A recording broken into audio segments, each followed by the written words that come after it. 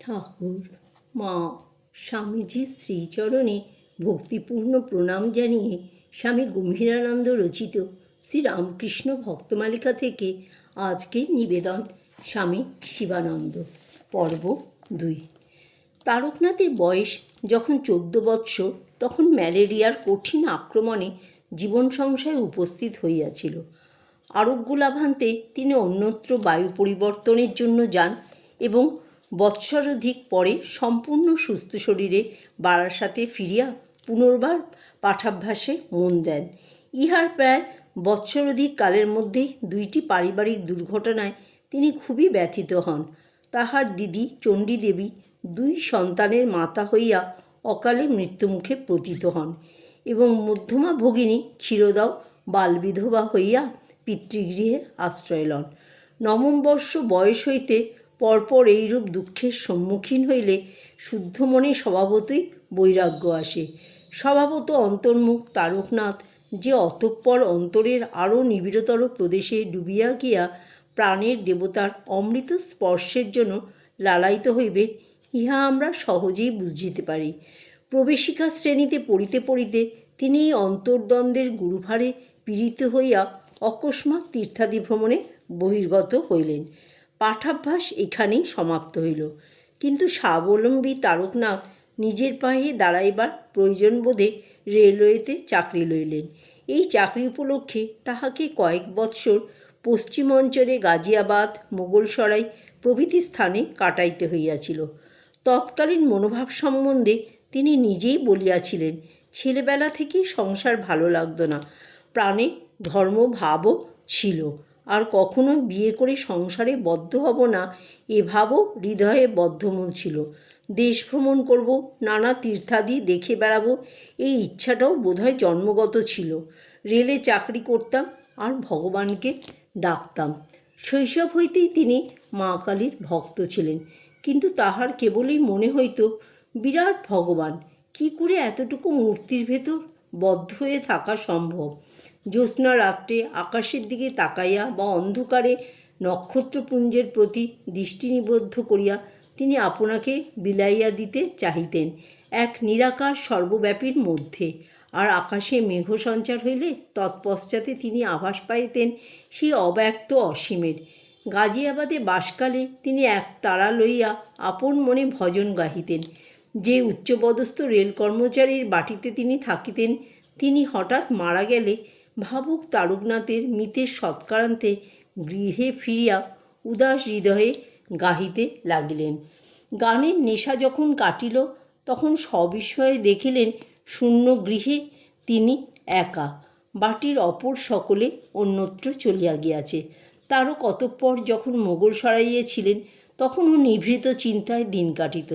বস্তুত ইহা ছিল তাহার স্বভাব।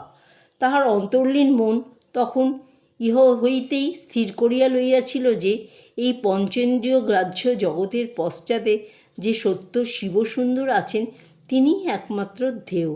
আর তাহার মনে চিন্তা উঠিত, সমাধি জিনিসটা কি? শিবের সমাধিমগ্ন মূর্তি, বুদ্ধদেবের ধ্যান মূর্তি তাহার খুব ভালো লাগিত। মোগলসরাইয়ে তাহার সঙ্গী প্রসন্নবাবু তারকের সমাধিস্পৃহা দেখিয়া একদিন বলিলেন যে সমাধি অতি দুর্লভ জিনিস, একমাত্র তেমন লোক আছেন দক্ষিণেশ্বরে, পরমহংসদেব, যাহার ঠিক ঠিক সমাধি হয়। শুনিয়া অবধি তারক সুযোগের অপেক্ষায় রহিলেন, কিন্তু সেই সুযোগ আসিতে আরও 2.5 বৎসর কাটিয়া গেল। মন যখন এমনই ঊর্ধ্বগামী, তখনই আবার পিতার নিকট হইতে প্রস্তাব আসিল যে তাহাকে বিবাহ করিতে হইবে। বিবাহের প্রসঙ্গ পূর্বেও উঠিয়াছিল এবং তাহা অনায়াসেই নিরাশ করিয়াছিল, কিন্তু এবারে প্রস্তাব উপস্থিত হইল একটা জটিল সমস্যার আকারে। সংসারের অসচ্ছলতার মধ্যে কন্যা নীরদার বিবাহের জন্য চিন্তান্বিত রামকানাইবাবু বাধ্য হইয়া বরপক্ষের এই প্রস্তাবে সম্মত হইলেন যে নীরদাকে যে উচ্চবংশে পাত্রস্থ করিবেন, তারককেও তাহাদের এক কন্যার পাণিগ্রহণ করিতে হইবে।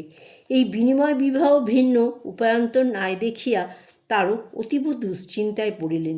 এই মাতৃহীনা স্নেহের পুত্তলী ভগিনীটিকে তিনি কত আদরে লালন পালন করিয়াছিলেন, আজ কি তাহার প্রতি তাহার কোনো কর্তব্য নাই? গত্যন্তর না দেখিয়া তিনি সম্মত হইলেন এবং যথাকালে উভয় বিবাহই হইয়া গেল। ঘোষাল পরিবারে পুত্রবধূ রূপে আসিলেন মহেশ্বরপুর গ্রামের পঞ্চানন চট্টোপাধ্যায় মহাশয়ের কন্যা সর্বসুলক্ষণা শ্রীমতী নিত্যকালী দেবী। ওই সময়ে ম্যাকেঞ্জির অফিসে একটি পদ খালি হইলে তারকনাথ বন্ধুগণের পরামর্শে ওই পদে যোগদানপূর্বক কলকাতায় এক আত্মীয়ের বাটিতে আসিয়া উঠিলেন। বাটিটি কেশব সেনের লিলি কটেজের নিকটে অবস্থিত থাকায় তারকনাথ নিয়মিতভাবে ব্রাহ্ম সমাজে যাতায়াত করিতেন এবং উপাসনা দিতে যোগ দিতেন। সমাজের বিধিবদ্ধ উপাসনায় কিন্তু তিনি তৃপ্ত হইতেন না। তাহার মনে হইত উহা একান্তই অগভীর। তাই গৃহে ফিরিয়া রাত্রে চোখের জলে ভাসিয়া ভগবানের নিকট প্রাণের আকুলতা নিবেদন করিতেন। হে প্রভু, আমায় ঠিক পথের সন্ধান দাও। ছুটির দিনে তিনি বাড়িতে যাইতেন, কিন্তু নিত্যকালী দেবীর প্রতি ভরণপোষণ ব্যতীত অন্য কোনো দায়িত্ব স্বীকার করিতেন না। পরিবারের এক সংকট মুহূর্তে স্বীয় কর্তব্য পালন করিয়াছেন বলিয়া তিনি আদর্শ ছাড়িতে পারেন না। তাই সহধর্মিণীকে মনের ভাব জানাইয়া নিজেকে সমস্ত মায়িক সম্পর্ক হইতে মুক্ত রাখিতেন। যে আত্মীয়ের গৃহে তারকনাথ বাস করিতেন, কিছুদিন পরে তিনি সিমলাপল্লীতে রামচন্দ্র দত্ত মহাশয়ের বাটির নিকটে উঠিয়া আসিলেন। ইংরেজি 1880 অব্দের শেষভাবে একদিন পরমহংসদেব রামবাবুর বাটিতে শুভ পদার্পণ করিলে সংবাদ পাইয়া তারকনাথ সেখানে উপস্থিত হইলেন। গিয়া দেখেন একঘর লোক উৎকর্ণ হইয়া ঠাকুরের অমৃতবাণী পান করিতেছে। ভিড় ঠেলিয়া অগ্রসর হইয়া দেখিলেন ঠাকুর ভাবাবস্ত। আড়ষ্ট স্বরে বলিতেছেন, আমি কোথায়? একজন কহিলেন, রামের বাড়িতে। ঠাকুর ও বলিয়া খানিক চুপ করিয়া থাকিয়া সমাধিতত্ত্ব বলিতে লাগিলেন। তারকের মন আনন্দে নাচিয়া উঠিল। যে জিনিসটা জানিবার জন্য তাহার এত আগ্রহ, আজ প্রত্যক্ষ অনুভূতি সম্পন্ন ঠাকুরের আচরণে ও শ্রীমুখের বাণীতে তাহারই সবিশেষ পরিচয় পাইলেন। কথা শেষে তারক বাটিতে ফিরিতে উদ্যত হইলে রামবাবু তাহাকে ধরিয়া রাখিলেন এবং প্রসাদ গ্রহণ করাইলেন। জয় ঠাকুর, জয় মা, জয় স্বামীজি।